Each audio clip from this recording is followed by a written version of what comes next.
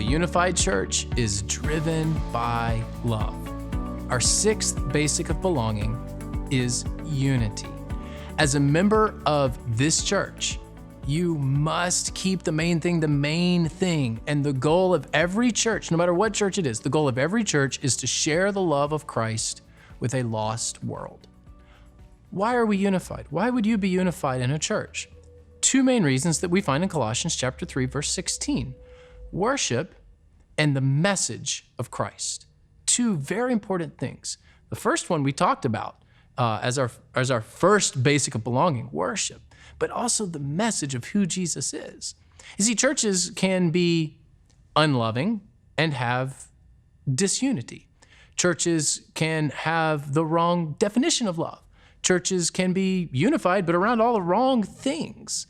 So how do we know we're unified correctly and showing love correctly? Well, first, just be who you are. We are unified because we live out who we are. If you are a Christian, then you should live and love like a Christian. Colossians 3:17 says, "And whatever you do or say, do it as a representative of the Lord Jesus."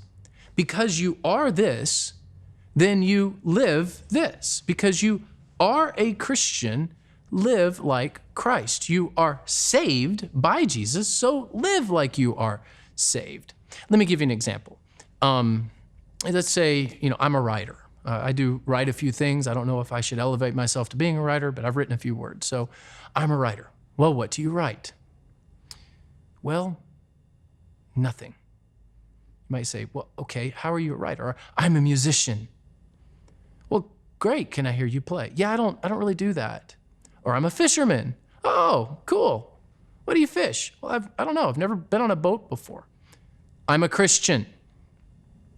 Where's the proof? If you are something and if you claim something, then you should be that thing. If you're a writer, you should produce, written works. If you're a fisherman, you should fish. If you're a Christian, you should live like one.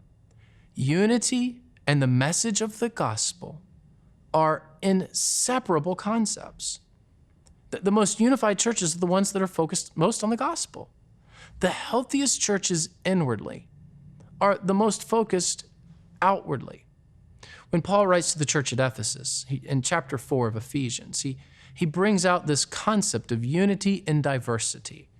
There's this idea that we need to be unified, and we are a diverse group of people. So, you're going to be around people in the church that aren't like you in many different ways.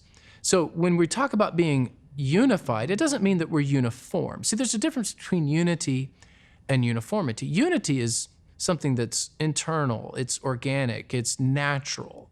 Uniformity is forced upon you. It's from the outside in. Think of something like that's institutional. Like, if you go to a private school and they require school uniforms, every kid has to wear the exact same uniform. Well, not every kid is different. We all know that. If you've ever raised kids, you know that.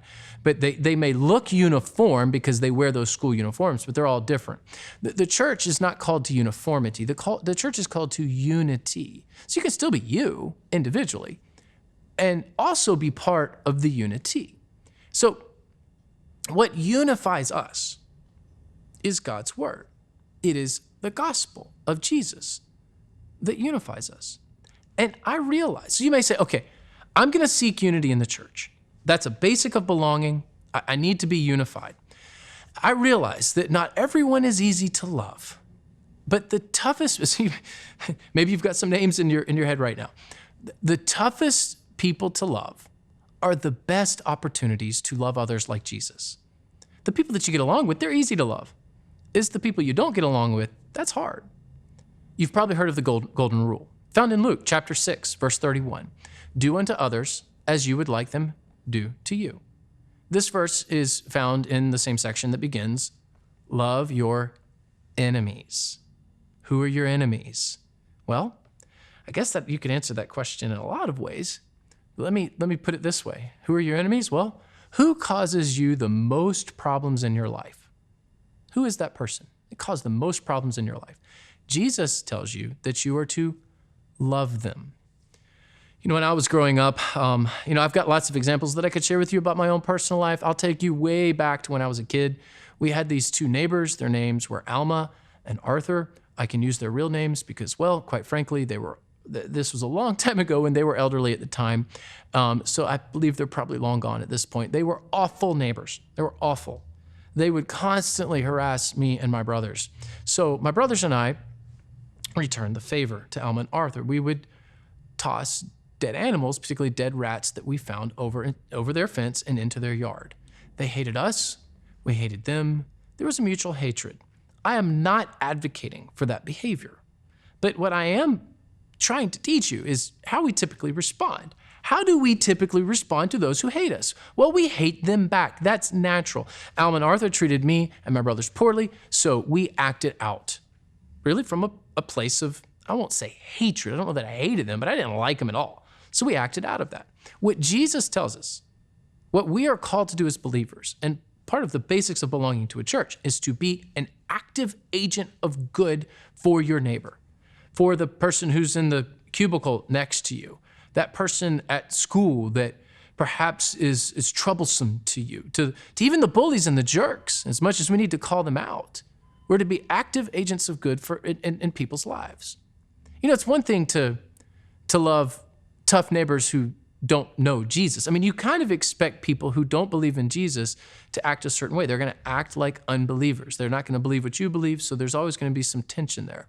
But what about people in the church who are difficult? Well, accountability is important, certainly. And sometimes it's necessary to call out people for being divisive. Your church likely has a process for doing this. I hope your church has a process for doing this. But let me offer you a challenge. Let me offer you this. Don't just desire unity. Seek unity. Speak up. If you've got church bullies in your church, hopefully you don't, but if you do, speak out against them. Speak to their face against them. Sacrifice your own preference. This is another way that you can do this. Sacrifice your own preferences so that others can know Christ. If you've got certain things that you like and certain programs or certain ways of doing things or certain songs or certain styles, sacrifice those things. Sacrifice your preferences so that others can know Christ.